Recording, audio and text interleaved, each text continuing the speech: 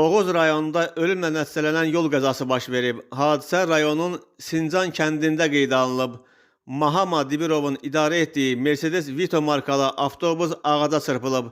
Nəticədə nəqliyyat vasitəsində olan sərnişin, Balakən rayonunun Qazma kənd sakini 64 yaşlı Şadnus Hümbətov aldığı xəsarətlərdən hadisə yerində həyatını itirib.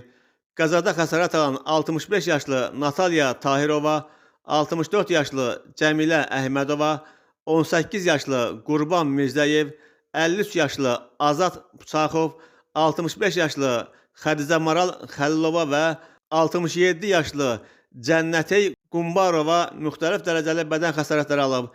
Yaralılar Oğuz rayon mərkəzi xəstəxanasına yerləşdirilib. Faktla bağlı araşdırma aparılır. Daha bir ağır yol qəzası isə Xocavənd rayonu ərazisində qeydə alınıb.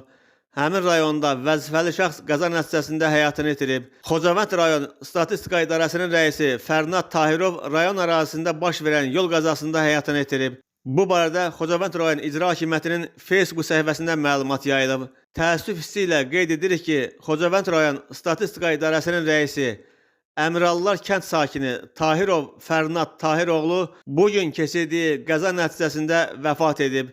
Mərhumun ailəsinə dərin hüznlə başsağlığı veririk deyə məlumatda bildirilir.